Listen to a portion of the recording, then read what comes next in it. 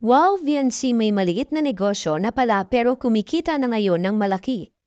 Pero ang tanong kanino nga ba mga kaibigan nang galing yung negosyo na ito? Galing ba ito sa sponsor o sa sariling bulsa ni VNC? Pero ang tanong ng karamihan, Edo at VNC magkasosyo nga ba sa nasabing negosyo at magkano na nga ba ang kinikita ngayon ni VNC bilang isang small-time business owner? At yan ay atin ang malalaman mamaya mga kaibigan, pero bago yan kaunting update lang po muna tayo ngayon kay VNC. Pakiusap suportahan po natin mga kaibigan ang lahat ng mga Kalingap beneficiary at Kalingap angels at syempre beneficiary na si VNC mga kaibigan, pero bago yan.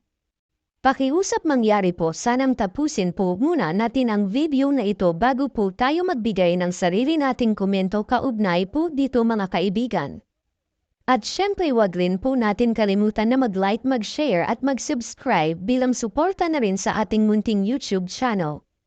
Pero syempre wag rin po natin kalimutan suportahan ang magamang matubang na si Kuya Val at Kalingap Rob, lalo na sa kanilang mga charity works. Salamat po.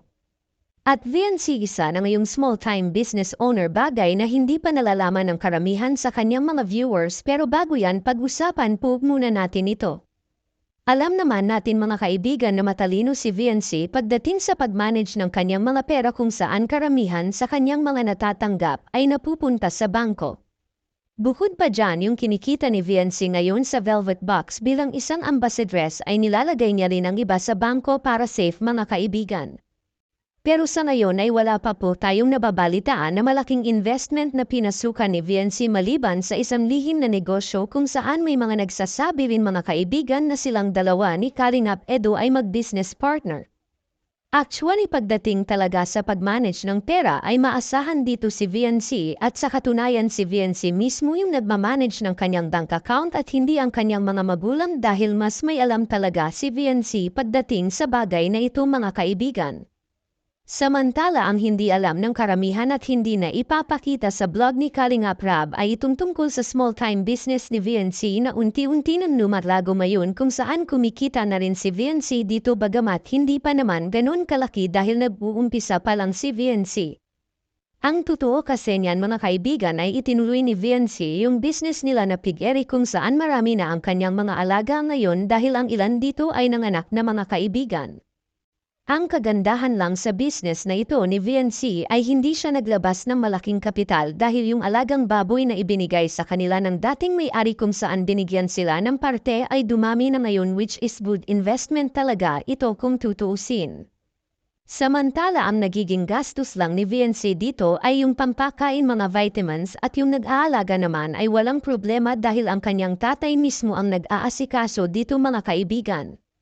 Pero ang tanong lang dito ay kung totoo ba na mag-business partner si VNC at Edo sa business nila VNC ngayon, pero kung mag-business partner na sila ay maganda nga itong ideya.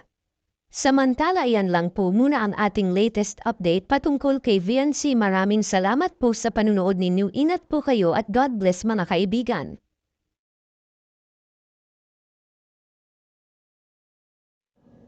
At yun na guys ang nangyari sa EDC guys, no?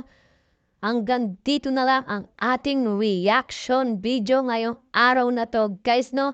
At kung bago ka pa lamang sa aking YouTube channel, please like and subscribe na rin po, at pakipindot na rin po ang notification bell button para updated po kayo sa mga ilalabas nating mga reaction video mga kalingap, no? At suportaan po natin ang buong Kalingap na si Kuya Balsads Matubang, Ate Ana Vlogs, Kalingap Rob, at buong Kalingap team at mga Kalingap Reactor guys, no? Hanggang dito na lang ang ating reaction video. Maraming salamat sa panonood. Stay tuned lagi at maraming salamat. I love you all. Mwah mwah. Chup chum. Bye.